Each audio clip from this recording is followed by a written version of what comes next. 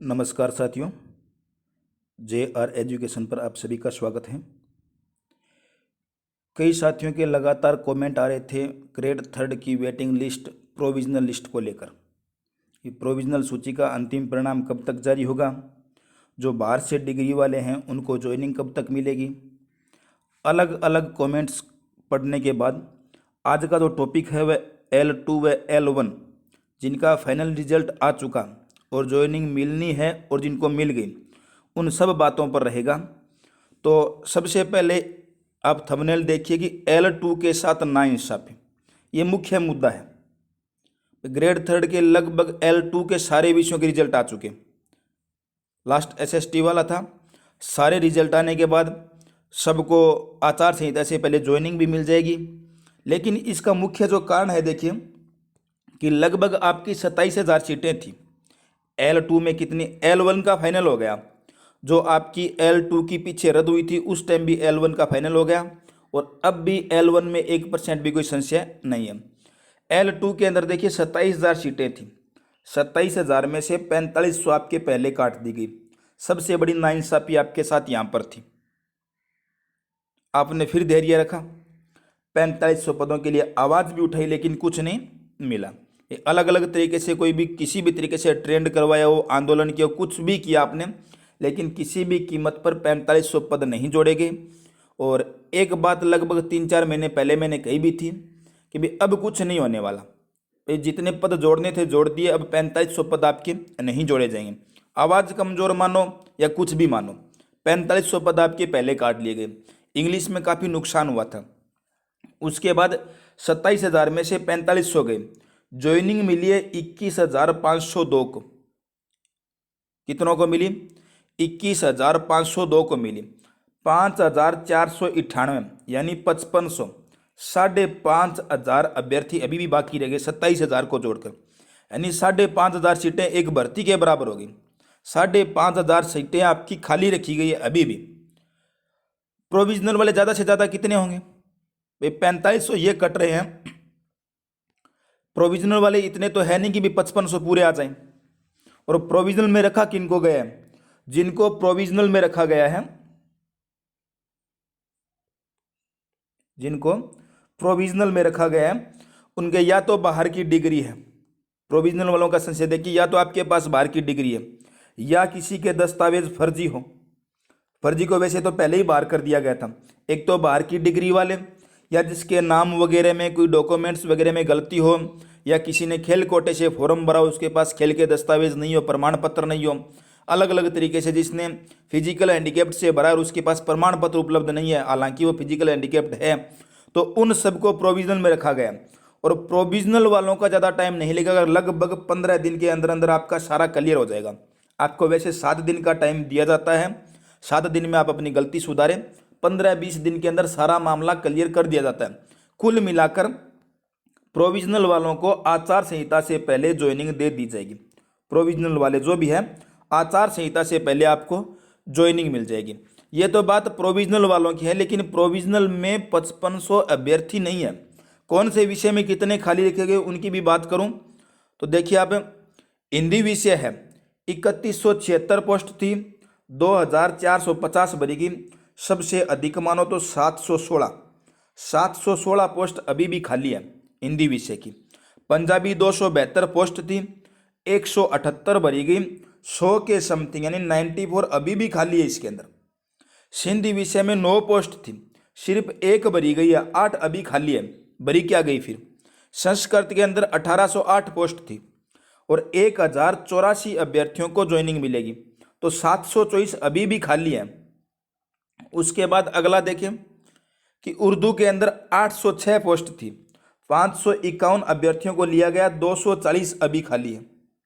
अंग्रेजी विषय में देखें 8,782 पोस्ट थी, काटने के बाद आपकी 7,800 कुछ बची थी, उसमें 6,737 को लिया गया, 2,015 अभी भी। इंग्लिश का सबसे भारी नुकसान जब पद कटौती हुई तब भी हुआ था और अब भी हुआ। अच्छी खासी पोस्ट होने के बावजूद 2,015 सीटें खाली रह गई है। विज्ञान और गणित विषय L2 के अंदर 7,435 आपकी पोस्ट थी, 6,384 को लिया गया, 1046 अभी भी खाली है। और SST के अंदर 4712 कुल पोस्ट 4117 को लिया गया। 655 अभ्यर्थी 655 सीटें अभी भी खाली रह गई। तो इंग्लिश वालों को विशेषतः सबसे ज़्यादा नुकसान हुआ है। पद कटौती में भी इनको ही सामना करना पड़ा था इंग्लिश को, और अब भी इनको सामना करना पड़ा। 2015 सीटें बहुत ज़्यादा हो गई, एक पूरी की पूरी वैकेंसी हो गई। इतनी सीटें खाली रखी गई और इतने अभ्यर्थी 5500 अभ्यर्थी प्रोविजनल में कभी भी नहीं रह सकते। वो 4500 पद में साथ में जोड़ रहा हूँ। साथ में जोड़ने का मतलब है कि आपके 4500 पद थे तो सही पहले, भाई कटौती तो इन लोगों ने किया। ये 4500 पदों का पहले लालच दिया तो गया था। अगर 27,000 की वैकेंसी ना निकलती तब हम 4500 पद ना जोड़ते। 27,000 की निकालने के बाद आपने 4500 घटाए हैं, तो 4500 पद पहले इनको दिए गए थे, फिर काटे हैं आपने। अब आवाज़ अभ्यर्थी उठा रहे हैं, किस तरीके से उठा रहे हैं वो अभ्यर्थी जाने, लेकिन इनके 4500 पदों की पहले कटौती हुई थी। प्रोविजनल वाली बात पूरी हो गई। प्रोविजनल में 5500 अभ्यर्थी निकलेंगे नहीं, 5500 नहीं निकलेंगे तो आपकी फिर एक वेटिंग लिस्ट जारी होगी। वेटिंग लिस्ट जारी होगी। वेटिंग लिस्ट वाले ध्यान रखना, ये जो गवर्नमेंट है, तत्कालीन जो सरकार है, मौजूदा जो सरकार है, ये सरकार आपकी वेटिंग लिस्ट नहीं निकाल सकती। आज की सूचना के अनुसार लगभग 5 अक्टूबर के आसपास आचार संहिता बता रहे हैं, 23 अक्टूबर भी थी, 5 अक्टूबर के आसपास बता रहे हैं। कभी मानो अक्टूबर में तो लगनी है, अक्टूबर में आचार संहिता लगेगी और वेटिंग जो लिस्ट है वो अक्टूबर में किसी भी कंडीशन पर नहीं आ सकती। अब अगर वेटिंग लिस्ट नहीं आती है तो फिर 2024 एंड तक ही है कि फिर जून जुलाई वाला मामला खत्म है। अगर 2024 एंड तक आपकी वेटिंग लिस्ट निकलती है तो अगर आप में दम है तो आप 4500 पद जुड़वा सकते हो। फिर ये उम्मीद है आपकी एक, आप चाहो तो 4500 पद आराम से जुड़वा सकते हो। 2024 के अंदर वेटिंग निकलनी है आपकी। तो वेटिंग वाला मामला पूरा है। प्रोविजनल में एक सवाल बार बार है कि जो बाहर से डिग्रीधारी है, बाहर की जो डिग्री जिनके पास है, उनको ज्वाइनिंग साथ में मिलेगी या लेट मिलेगी, और लेट मिलेगी तो कब तक मिलेगी। ऐसा कोई रूल नहीं है कि बाहर की डिग्री वालों को बाद में ज्वाइनिंग दे। भाई आपको प्रोविजनल में रखा जाता है, कई बार लगभग तो स्कूल अलॉट भी कर दी जाती है और कर भी दी गई है, तो स्कूल अलॉट वालों को तो ज्वाइनिंग मिल जाएगी। कई बार आपको जो प्रोविजनल में रखा जाता है वो सिर्फ इसलिए रखा गया कि भाई एक तो जांच की जाएगी जिस यूनिवर्सिटी से आपने डिग्री ली है वो रियल में है या फर्जी है, इसलिए आपको रखा जाता है। बाकी कोई संशय वाला है नहीं। अगर आप अपनी जगह सही स्टैंड पर हो तो आपको ज्वाइनिंग इनके साथ मिल जाएगी। ऐसा कोई भी रूल नहीं है कि आपको ज्वाइनिंग बाद में दे। हाँ, किसी कारणवश किसी जांच के दायरे में आपकी ज्वाइनिंग कुछ समय के लिए रोकी जा सकती है।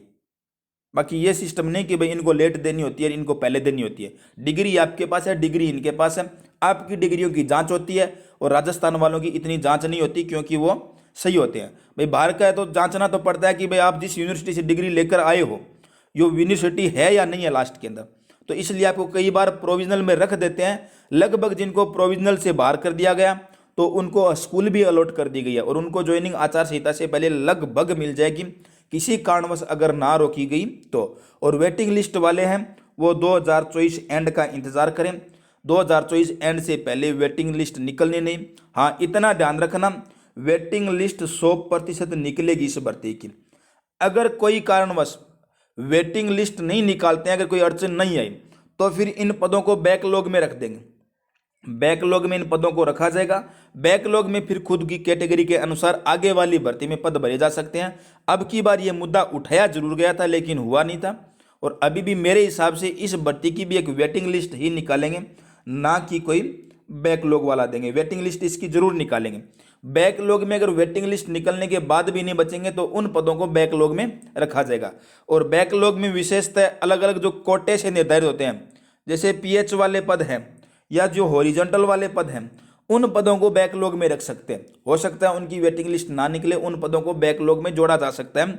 लेकिन सामान्य कैटेगरी से जो है, यानी ओबीसी, एससी, एसटी, ईडब्ल्यूएस जो भी है, जो सामान्य अभ्यर्थी हैं, उनको बैकलॉग में नहीं रखा जाएगा, उनकी वेटिंग लिस्ट निकाली जाएगी। उसके बाद भी अगर आपके ग्रेड 3 में कोई भी संशय है, ज्वाइनिंग से लेकर, प्रोविजनल से लेकर, अंतिम रिजल्ट से लेकर, वेटिंग से लेकर कोई भी एक भी डाउट या सवाल है तो आप कमेंट करें, उनका आपको जवाब दे दिया जाएगा।